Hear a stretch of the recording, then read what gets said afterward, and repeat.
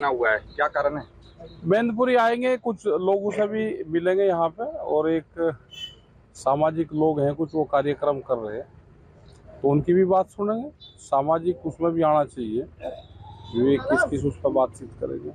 2024 का चुनाव टिकैत साहब बहुत ही अहम चुनाव माना जा रहा है। भाई अहम चुनाव तो ये है कि जिन्हें इलेक्शन लड़ना, चुनाव तो उनका है जिन्हें इलेक्शन लड़ना, हमारा किसानों का क्या चुनाव। नहीं, आम मतदाता के तौर पे अगर आपको माने तो आप भी तो एक सरकार बनाने में अहम भूमिका निभाएंगे। किसानों की बहुत बड़ी भूमिका रहती है, आप नेतृत्व करते हैं। अरे जब जा उछल कूद भाई जैसा करेगा साई बार फिर हो जा, ये कुछ ये ठीक करेंगे तो लोग इनकी तरफ कुछ चले जाएंगे, और ये कुछ नहीं करेंगे तो लोग भाई दूसरी तरफ चले जाएंगे। आप किसान लोगों का किन की तरफ समर्थन है? अभी समर्थन देखो, ये देखेगा कि यहाँ पे फसलों के दाम कौन दे रहा है।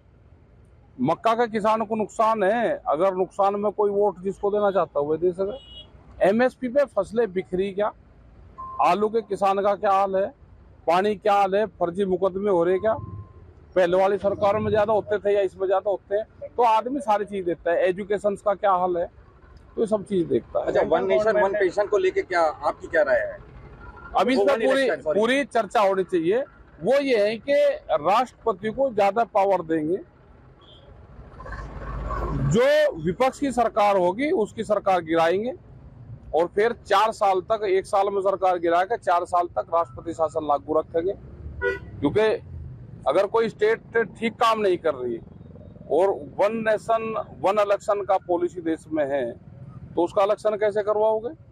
तो उसका तो ये होगा कि राष्ट्रपति को पावर इस तरह की दी जाएगी कि ज्यादा पावर वहां पर हो जाए, राष्ट्रपति शासन लागू करके, और फिर उस पर 4 साल तक राज आप करो। एक तरफ केंद्र सरकार वन नेशन वन इलेक्शन की बात कर रही है, वहीं एक तरफ G20 करा रही है, तो पैसे का तो हवा खर्चा हो ही रहा है, जनता की मार पड़ रही है। इसको लिए क्या कहेंगे सरकार? नहीं, चलो G20 तो एक इंटरनेशनल प्रोग्राम होते हैं ये, और कभी किसी देश में होता है कभी किसी में होता है, तो होस्ट भारत है तो एक बड़ा मैसेज पूरी दुनिया में जाता है, उसका कोई विरोध नहीं हम करते। अभी चुनाव होने वाले हैं, एनडीए नहीं, उससे भाई G20 ये होता है कि दूसरे कंट्री में करें तो कोई ना कोई तो करेगा, कभी ये कहीं होता है कभी कहीं होता है।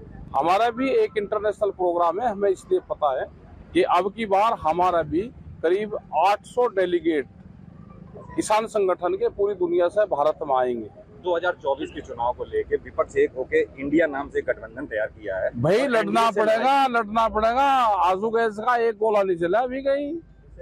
मुद्दे बहुत हैं देश में, मुद्दे कोई किसान संगठन के लिए नहीं है कि मुद्दे बहुत हैं विपक्ष वालों को। सड़क पर आने के, अब घर में ना सो, सड़क पर आने के संघर्ष शुरू कर दो। साफ तौर से टिकैत साहब का संदेश है कि विपक्ष के आंदोलन करो, सरकार के खिलाफ ही। और किसके खिलाफ करोगे? तो देखो, पॉलिटिकल आदमी का काम क्या है कि या तो कुर्सी पे बैठो, अगर कुर्सी पे नहीं बैठे तो सामने बैठ के कुर्सी की कमी गिनो। तो टिकैत साहब चाहते हैं कि एनडीए पूरी तरह से सरकार। बिल्कुल, हम तो ये चाहते हैं कि देश में विपक्ष कोई भी हो वो मजबूत रहना चाहिए। विपक्ष अगर कमजोर होगा तो देश में तानाशाहों का जन्म होगा। तो विपक्ष में ही बैठा रहे, ऐसा चाह रहे हैं कि विपक्ष सरकार। अरे जो हाथ पा हला होगा भाई बन जाएगा। तो कुश्ती का खड़ा है भाई, कौन हारेगा कौन जीतेगा किसे पता। मोहन भागवत जी कह रहे हैं कि जो इंडिया बना है गठबंधन का नाम, उसका इंडिया ना कहा जाए, उसको भारत कहा जाए। नहीं तो, और वो तो कह रहे हैं, उन्हें तो भाई कहना कुछ न कुछ अपने इनसे आरएसएस वालों से है, और जो बीजेपी के लोग हैं इनसे अपने गांव के मंदिर, गांव की धर्मशाला, गांव की सरकारी जमीन, गांव के शमशान घाट, इनसे वो बचा लो। ये सब पे ट्रस्ट बना रहे अपने, उनको बेच रहे हैं, उन पे मंदिरों पे कब्जे कर रहे हैं। सबसे ज्यादा कब्जाधारी तो ये बीजेपी के संघ के लोग हैं।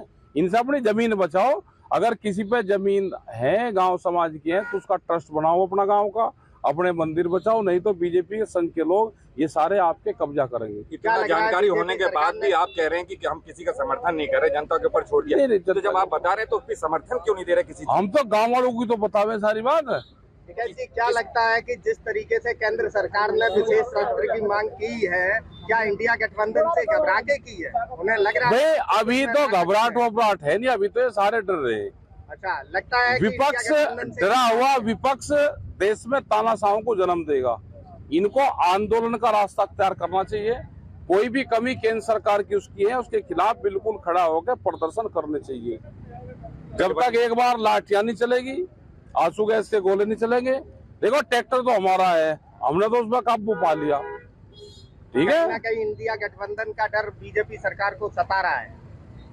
अभी पता कुछ नहीं, अभी तो खाड़े में वही मामला। चुनाव आयोग की नियुक्ति के लेकर पारदर्शिता खत्म दिखाई हो रही थी, बिल्कुल क्योंकि सरकार अपना इसमें चीफ जस्टिस ऑफ इंडिया को अलग कर दिया। अलग कर देंगे, ये बिल्कुल भारत सरकार हर संस्थाओं के उस पे अपना अधिकार जमाना चाहती है। अब देश की जनता जानना चाहती है टिकैत साहब आगे क्या निर्णय लेने आगे देखो, हमारा तो खेती किसानी का, मजदूर का, गांव गरीब किसान आदिवासियों की लड़ाई है, वो हम लड़ते रहेंगे। पॉलिटिक्स से हम दूर हैं, इन्हें जरूर बताते रहेंगे कि इकट्ठा होकर संघर्ष करो।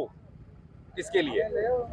अरे अपनी सत्ता पाने के लिए करो, और किसके लिए करोगे? तो कोई तो पार्टी होगी सत्ता पाने के लिए। नहीं, सत्ता पाने के लिए तो जब गठबंधन इनका बन गया तो आगे सुनते रहेंगे। अभी तो लड़ाई लड़ो ना पहले भाई, जो बाद होगा वो तो बाद में होगा, पहले तो लड़ाई लड़ो।